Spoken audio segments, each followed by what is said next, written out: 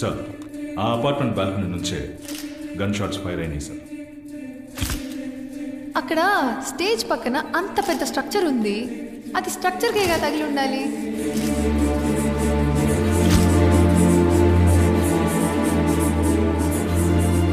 Entry వుడ్ని బట్టి సీఎంని shoot చేసిన బుల్లెట్ 180 to 120 డిగ్రీ యాంగిల్లోనే వచ్చి ఉంటుందని గెస్ చేసిందంతా ఓకే, కానీ మీరు చెప్పిన బిల్డింగ్లోంచి అలా ఒక యాంగిల్లో షూట్ చేయడం కుదరదే. ఇంకా చెప్పాలంటే అక్కడ నుంచి సీఎం కనిపించే ఛాన్సే లేదు. So, what's your theory? Ricochet effect. Listen, bullet కి బదులుగా ఫాస్ట్ గా వస్తున్న ఒక కార్ని ఇమాజిన్ చేసుకోండి, ఓకే? అది స్ట్రైట్ గా వచ్చి ఒక గోడను గుద్దుకున్నప్పుడు రికోషే అంటే బౌన్స్ అయ్యి ఆపోజిట్ డైరెక్షన్ లో వెళ్ళి పడుతుంది. అదే ఒక యాంగిల్లో తగిలినప్పుడు తగిలే యాంగిల్ ని బట్టి వేరే ఇంకో డైరెక్షన్ లో వెళ్ళి పడుతుంది. బట్ అదే కార్ యాంగులర్ గా ఒక ట్రైన్ లాంటి ఒక మూవింగ్ ఆబ్జెక్ట్ మీద పడితే ట్రైన్ స్పీడ్ తో పాటు ఎన్నో రేట్లు వస్తూ వేరే ఇంకో యాంగిల్లో ట్రావెల్ అయి పడుతుంది. హలో, ఆ హాల్లోకి ఎక్కడి నుంచి అలాంటి ఒక మూవింగ్ ఆబ్జెక్ట్ వస్తుంది? If I'm not wrong, bullet enter అయిన విండోకి పక్కనే డెఫినెట్ గా ఒక వాల్ మౌంట్ ఫ్యాన్ ఉండి ఉండాలి. 400 RPM లో యాంటీ క్లాక్ వైజ్ లో తిరిగే ఒక ఫ్యాన్.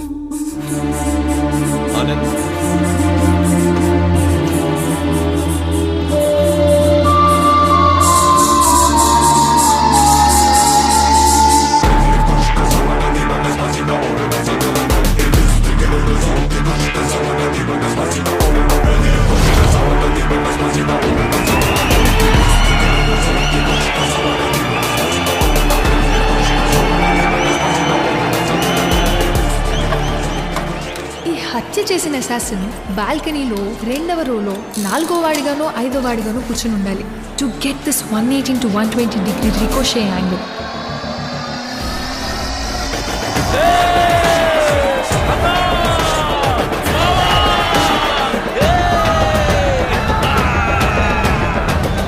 టైం చూసి బయట ఉన్న గన్తో రిమోట్ ద్వారా ఫైర్ చేసి అక్కడ ఉన్న వాళ్ళ దృష్టి మళ్లించి లోపల నుంచే షూట్ చేసి ఉండాలి.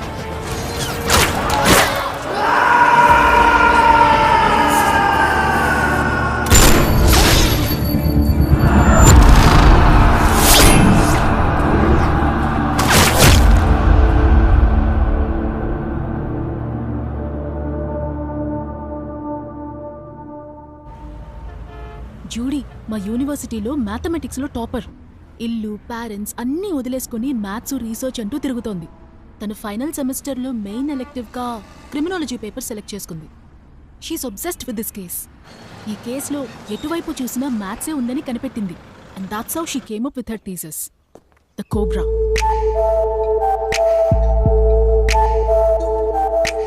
Wow, what a surprise! మీరు ఇలా వస్తారని నాకు తెలుసు, but this was too fast. Anyways, welcome peeps. Hi ma'am. ఏంటి సిబిఐ అంకుల్, ఇప్పుడైనా నేను చెప్పింది నమ్ముతారా? ఈ కేసులో your theory definitely make sense, accepted. But Scotland prince assassination కి ఈ కేసుకి ఏంటి సంబంధం? సో ఫార్ మ్యాథ్సే ఉన్న ఏకైక కనెక్షన్. ఫ్రాన్స్ లో బ్లైండ్ స్పాట్ యూస్ చేసి ఎస్కేప్ అవ్వడం, తర్వాత చర్చ్ లో సౌండ్ ని 120 డెసిబెల్ కి పెంచి దాని వైబ్రేషన్ యూస్ చేసి క్రిస్టల్ బల్బ్ ని బ్లాస్ట్ అయ్యేలా చేసింది. దానిలోని లిక్విడ్ నైట్రోజన్ స్టీల్ చైన్ మీద పడి చైన్ కరిగి 3.5 టన్ను వెయిట్ తట్టుకోలేక చైన్ తెగుతుందని ప్లాన్ చేయడం, అది 25 ఫీట్ నుంచి కింద పడేటప్పుడు 2015 మెగాపాస్కల్ తో కింద పడి పగిలిపోతుందని అంచనా వేయడం దగ్గర నుంచి ప్రతి ఒక్క మూవ్ లోనూ మ్యాథ్స్ మాత్రమే ఉంది. అయితే మరి టనల్ కనిపెట్టి ఎలా ఎస్కేప్ అయ్యాడు? అస్లాన్, అది 16th సెంచరీలోనే కట్టిన చర్చ్. స్కాట్లాండ్ లో ఆ కాలంలో శరణార్థుల్ని తప్పించడం కోసం చర్చ్ అడుగున ఎన్నో సీక్రెట్ టనల్స్ కట్టినట్టు హిస్టరీలోనే ఉంది. ఆయన ఎస్కేప్ అవ్వడం సింపుల్. ఏ స్టార్ ఆల్గరిథం లాగా ఒక ancient war time strategy use చేసి చర్చ్ నుంచి ఎగ్జిట్ కి షార్టెస్ట్ రూట్ ని కనిపెట్టి మెరుపు వేగంతో ఎస్కేప్ అయ్యారు. సార్ నాకేమీ అర్థం కావట్లేదు సార్. ఈ చిన్న పాప చెబుతున్న కథలన్నీ విని ఆ కాలేజ్ రికార్డ్ నోట్బుక్ తీసుకెళ్లి మీరు ఇన్వెస్టిగేషన్ రన్ చేయబోతున్నారా సార్? ఆనంద్, ఒక చిన్నపిల్ల చెప్పింది బ్లైండ్ గా నమ్మి ఇంత దూరం రావడానికి ఇంటర్పోల్ ఏమీ అంత తెలివి తక్కువది కాదు. సార్ నేను ఆ మీన్తో అనలేదు సార్. ఎంఎల్ ఆల్గోరిథంలో క్లౌడ్ ఆఫ్ 9 డిస్ట్రిబ్యూషన్ అని ఒక స్టడీ ఉంది. అది ఒకరి హ్యాండ్ రైటింగ్ స్ట్రోక్ ని అనలైజ్ చేసి అతని ఈ లోకంలో ఏ ప్రాంతానికి చెందినవాడని యాక్యురేట్ గా చెప్తుంది.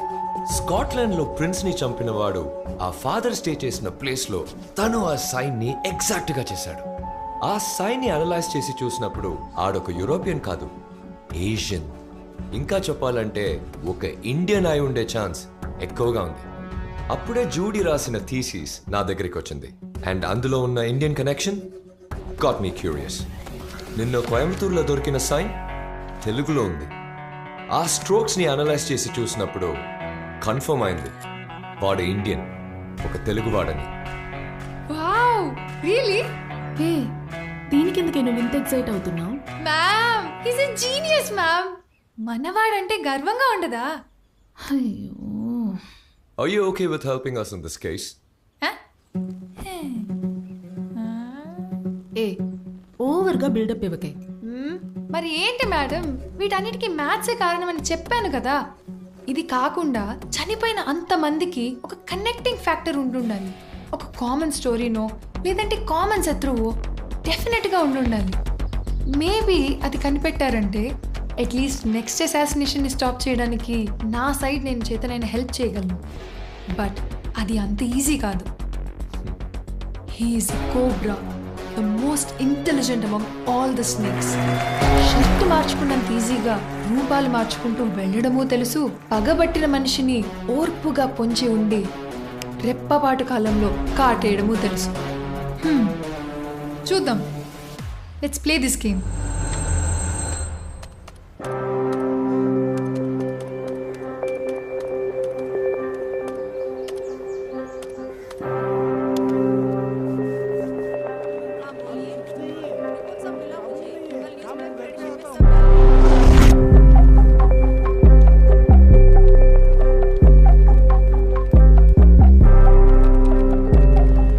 తమ్ముడు, ఆ సుడుకు ఫైనల్ ప్రూఫ్ చూసి పంపాను సార్, కాస్త చూసి ప్రింట్ ఇచ్చేయి. అలాగే సార్.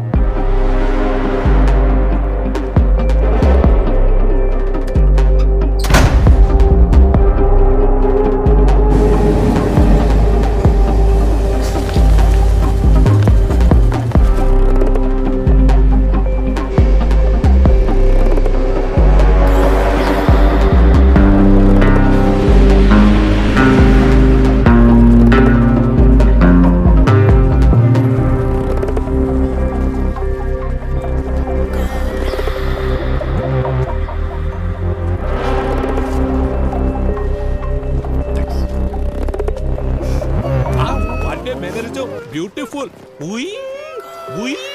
ఏ రాజా, ఇలా చూడు. అరే నిన్నే ఇలా చూడవయ్యా. ఏంటయ్యా నీ వదిన ఉయ్ అని ముక్కుతో విసిలు వేస్తోంది. ఇంట్లో ఫ్యామిలీ ఉంది బాబు, జాగ్రత్త. నీ వల్ల ఊళ్ళో ఎవరి ముందు తలెత్తుకోలేకపోతున్నామే. నీ పాటికి ఎవడో ఒకటి ఇంటికి వచ్చుంటే అందరూ ఏమనుకుంటారే? కాపురం చేస్తున్నారని అనుకుంటాను. అయినా ఒప్పుకోవడానికి నీకేంటి సమస్య? ఏది ఏమైనా నిన్ను వాడికి ఇచ్చి పెళ్లి చేయడం కుదరదు.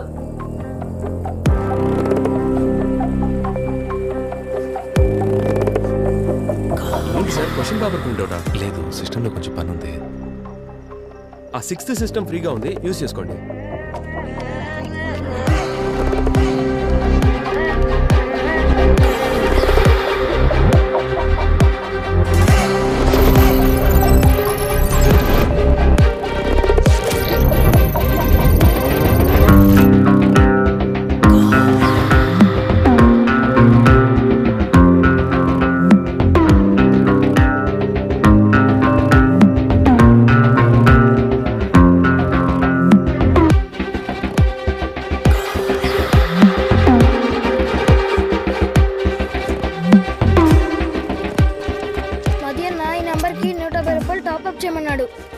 సరే సరే, ఉదయాన్నే చేస్తాం పో.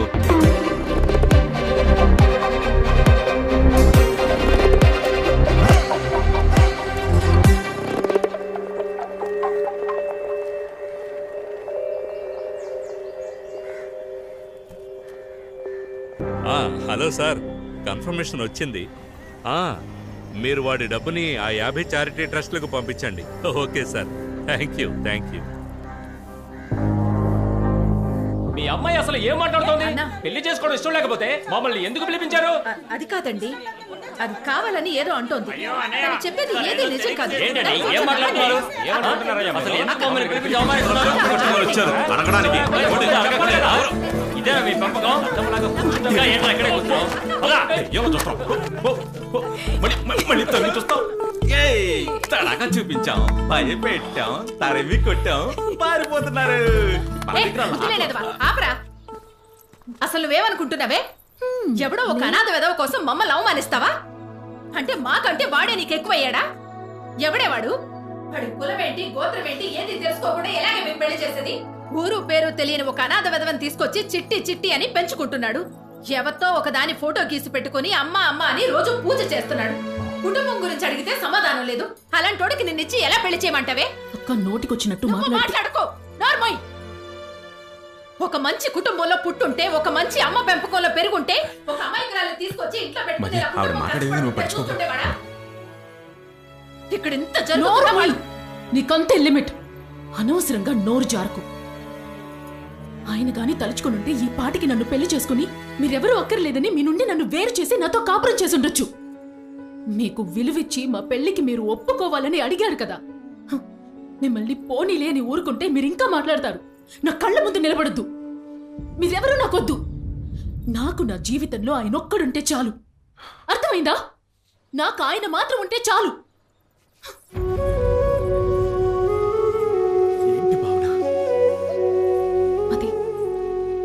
అది వాళ్ళు మాట్లాడింది మనసులో పెట్టుకోకు ప్లీజ్. వాళ్ళ తరపున నేను సారీ అడుగుతున్నాను. నేనే సారీ అడగాలి. ఇది జరగదని తెలిసి ఇంత దూరం తీసుకొచ్చి ఉండకూడదు. జరగదని ఎందుకు అనుకుంటున్నావు? వాళ్ళు ఒప్పుకోకపోతే జరగదా? వాళ్ళెవరు నా లైఫ్ ని డిసైడ్ చేయడానికి? నాకు నువ్వు నచ్చావు, నీకు నేను నచ్చాను. నచ్చలేదు భావన. అదేంటి మది? నీ మీద, నువ్వు చేసే సోషల్ సర్వీస్ మీద నాకు మర్యాద ఉంది, కానీ అది లవ్ కాదంటావా? నువ్వు అబద్ధం చెప్తున్నావు.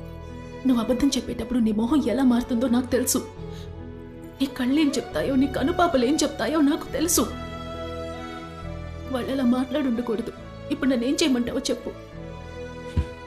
ఇది జరగదు. మీ ఇంట్లో చెప్పినట్టు విను. ఇక్కడ నుంచి వెళ్ళిపో. నేను వెళ్ళను మది. నువ్వు 1,00,000 సార్లు చెప్పినా సరే నేను వెళ్ళను. నేను ఇక్కడే ఉంటాను. నీకోసం నా ప్రాణాలైనా ఇస్తాను. మళ్ళీ అదే మాటకు భావన.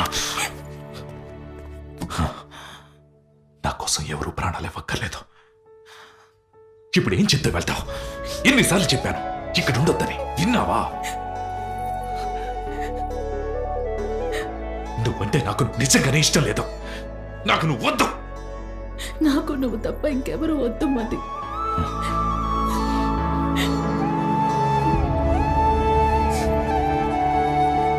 నేను వదిలేసిన తర్వాత నేనెలా? ఏదో ఒక రోజు నేను చచ్చిపోతే నన్ను చూడటం కోసమైనా వస్తావు కదా. ఆ రోజైనా నేను నచ్చలేదని అబద్ధం చెప్పకుండా ఒక్కసారి నా చెవిలో నిజం చెప్పు మది. ఇకపై నేను నిన్ను డిస్టర్బ్ చేయను.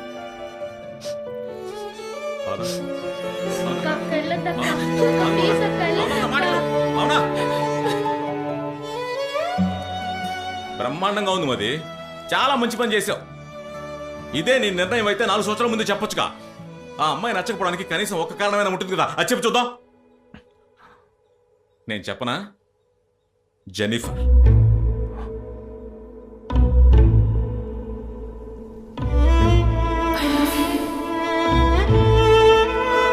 ఆ అమ్మాయిని నువ్వు మనసులో ఉంచుకునే ఇవన్నీ చేస్తున్నావు.